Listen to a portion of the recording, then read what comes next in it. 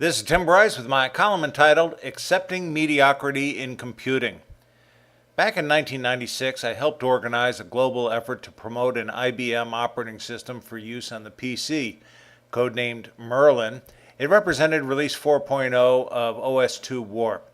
For those of you ensconced with Microsoft products, there are alternatives to Windows, OS/2 being one. Originally introduced in 1989, OS/2 was a far superior operating system and way ahead of its time. It offered a true object-oriented desktop, making use of a system object model which allowed multiple programs to share data at the same time. It also had an easy-to-use and customizable graphical user interface, a sophisticated high-performance file system, symmetrical multiprocessing support, crash protection, and much more. It could run DOS and Windows apps as well as native OS/2 programs. It was also the first operating system to support Java, offer speech recognition, multitasking, multi-threading, and was internet aware. It was an incredibly stable operating platform. After using OS/2 for a number of years, I had trouble adjusting to the Windows world as I found it to be a quantum leap backwards. Everything I took for granted with OS/2 was simply not there in Windows. There was only one problem with OS/2. IBM didn't know how to market it and inexplicably backed down from Microsoft. For one day in October 1996, which was on October 26, tiny Palm Harbor, Florida was the center of the OS/2 universe. Knowing a storm was brewing between IBM and Microsoft, OS/2 users leapt to the rescue in the form of a worldwide demonstration of OS/2 entitled Connect the World with Merlin. Merlin was the code name for the next release of OS/2, version 4.0, the last issued by IBM.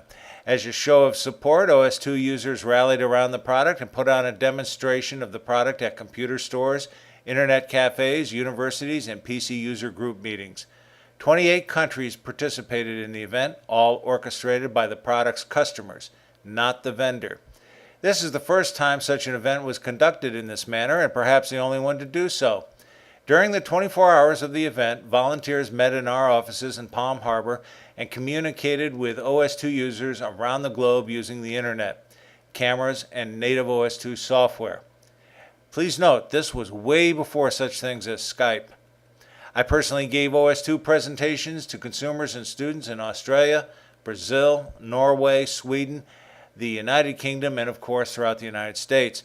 As each OS/2 site called in, we marked their location on a global map, which was refreshed on the internet. Dots appeared going from east to west as people followed the movement of the sun. When the day was over, 165 sites had been contacted around the world, with over 1,000 volunteers participating in the event. Not bad for a customer-driven marketing event. IBM thanked us for our support, and we garnered considerable publicity in the process, but IBM nevertheless abdicated the product over the next few years. Its loyal customers persevered, though, and went on to create an annual user conference called Warpstock, thereby attaining cult status. OS/2 may have been dropped by IBM, but it lives on as a hybrid product called Ecom Station, which is developed by IBM, Mensis, Serenity, and various third parties. There are still many proponents who understand the strength of the product and have no intention of sipping the MS Windows Kool-Aid. Even though OS/2 is far and away a better product, Microsoft was able to pound them into submission. The same is true for other products. Even though Lotus Smart Suite predated MS Office, it is Microsoft's offering people are most familiar with. If you worked with Lotus Smart Suite, though, you realize the deficiencies in MS Office. It is like night and day. Lotus was purchased by IBM, who again botched the marketing of the product. Adobe InDesign and its predecessor, PageMaker, were impressive tools for desktop publishing, yet it is MS Publisher, a component of MS Office, the public is more familiar with. Again, if you have used Adobe's products, you realize the weaknesses of Microsoft's offerings. The Real Player multimedia player predated MS Media Player. Further, Real's peripheral products for recording and editing multimedia are vastly superior. The Google Chrome and Mozilla Firefox web browsers are vastly superior to MS Internet Explorer. Likewise, the Mozilla Thunderbird email reader is more effective than MS Outlook, yet it is the latter which dominates market share. There are many other examples, such as Intuit's Quicken versus MS Money, and I could go on and on. The point is, if the consumer doesn't know better, they will accept the status quo as state of the art, when in reality it is substantially behind it. Products like OS2, Lotus, Real Player, etc. are cleaner, simpler, and more easy to use, not to mention more stable. Nonetheless, it is marketing which dictates the state of the art, not technology. Consider this, I still have two OS2 Warp computers and they haven't crashed in decades. That's right, decades. Can you say the same for your MS Windows machines? I chuckle when I hear someone say Bill Gates was a technical genius.